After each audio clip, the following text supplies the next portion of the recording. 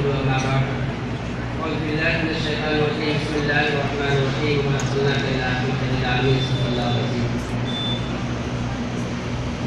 वाहिगुरु जी की खालिसा, वाहिगुरु जी की फतह, वाहिगुरु जी की खालिसा, वाहिगुरु जी की फतह।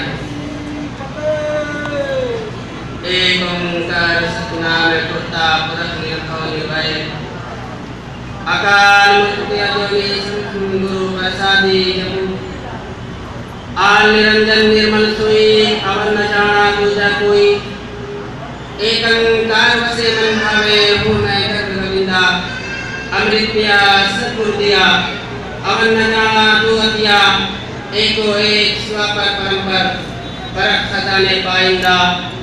साहब मेरा एको है भाई एको है, किसे शरीक नबी से कोई आप अपरंपारा है। मेरे अजीज दोस्तों, वक्त का हम एहतमाम करते हैं कि हमको 5-7 मिनट का मौका दिया गया है और इस महीने में 6 तारीख को जो बाबा गुरु नानक जी की जो यौम पैदाइश थी, उसके मौके पर हम आपको मुबारकबाद देते हैं कि आज हम और आप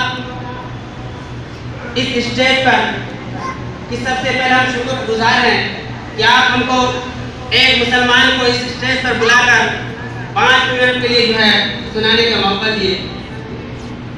तो सूफी इकबाल, मुस्लिम सूफी इकबाल फरमाते हैं बाबा जी की शान में कि फिर उठी आखिर सदा तौहीद की पंजाब से, कि फिर उठी तब आखिर सदा तौहीद की पंजाब से, हिंद को एक मर्द कामिल ले चलाया ख्वाब से।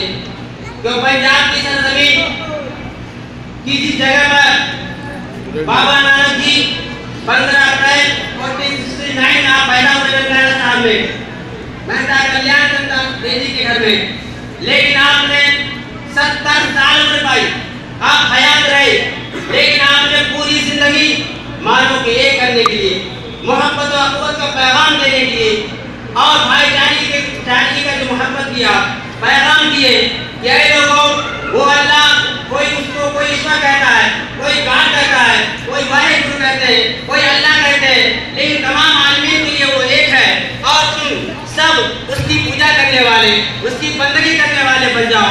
इसलिए कि बाबा नानक जी आप खुद फरमा रहे हैं कि साहब मेरा एको है भाई एको है, किसे शरीक नबी से कोई आप परंपरा है कि वो एक है और उसका कोई नहीं है। न माँ पिता से पसंद, न काम न नारी, न माता है न पिता है, कोई नहीं है। इस चीज को कुरान में भी कहा गया है कि कुल हुवल्लाहु अहद अल्लाहु समद लम यलिद व लम यूलद व लम यकुल लहु कुफुवन अहद, कि कह दो वाहिगुरु अल्लाह एक है, उसका कोई नहीं है, न किसी को पैदा किया है और न किसी से पैदा हुआ है। इसी तरीके से हम और आप बहुत बाबा नानक की जमाने से जो इतिहास और मिलाद शुरू से चलाया है, आज कोई नई बात नहीं है कि हम स्टेज पर आपके सामने आए, कोई नई बात नहीं। बाबा नानक जी के साथ मर्दाना इनका सैयद रुकनुद्दीन नाम है और बाबा फरीद शाह, बाबा पहला शाह रहमतुल्लाह अलैह उसी खित्ते जमीन पंजाब की सरजमीन से ताल्लुक रखते थे। लेकिन आपने जो है मर्दाना को लेकर तमाम सिख भाई जानते हैं, गुरु ग्रंथ साहब में लिखा हुआ है कि आप हज को भी जाते हैं, हज को जाते वक्त कि बाबा की मक्के गए नील बिस्तर धारे बनवारी, असा हज किताब तक उनसा पान मुसल्ला धारी, बैठा जाए मसीह की जितने हारी हज गुजारी, कि बाबा नानक जी हज को गए, हज के अरकान अदा करने के बाद आप उसी मस्जिद में जाकर बैठते हैं जहाँ हाजी लोग हज के अरकान अदा करने के बाद बैठते हैं। सिर्फ जबान में फर्क है, कोई पानी कहते हैं, कोई जल कहते हैं, कोई वाटर कहते हैं, अभी भी मैं कहा जाता।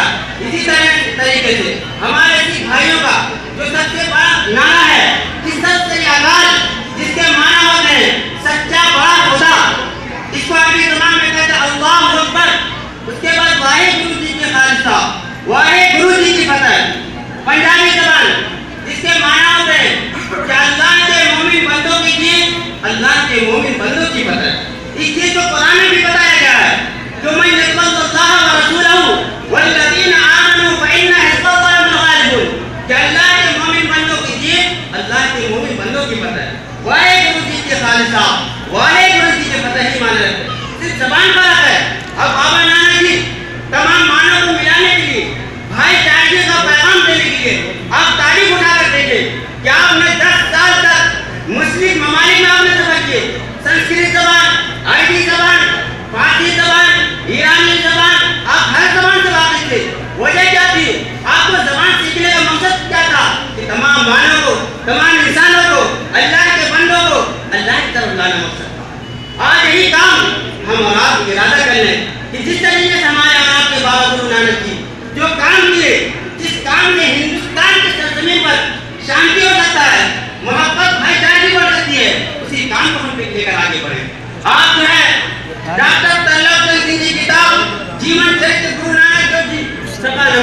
1904 में। आप फरमाते हैं, आपकी अपनी ज़बान में मशहूर है कि जब आप बगदाद से वापस आने लगे तो बाबा नानक की अपनी ज़बान में आप फरमाते हैं भक्तों की कि तवक्कलतु फी कुल्लिल बिलाद फकीरन व सवैतु फी अक्सर बिलाद कसीरन व अतैतु बगदाद शरीफत कई आरा व लदाना इलैहि मुशीरन नानक अताकल यौम फीका मुशव्वबुन यरजुल मसामिया मिनका व तफसीरन। आप अपनी ज़बान में फरमाते हैं, इसका अर्थ, इसका माना यह होता है, बाबा नानक जी फरमा रहे हैं कि मैं एक फकीर के तौर पर फकीराना लिबास पहनकर दरवेश के तौर पर जहाँ भी मुस्लिम ममालिक में गया लोगों ने मुझसे एहतराम से पेश आया। यहाँ तक कि मैं बहन रमज़ाना के मज़ार पर गया ताकि आपकी ज़ियारत कर सकूँ, जबकि गैबी आवाज़ ने इसका इशारा किया कि बहन रमज़ाना आज नानक तुम्हारी मोहब्बत में मस्त होकर तुम्हारे दरबार में हाजिर है।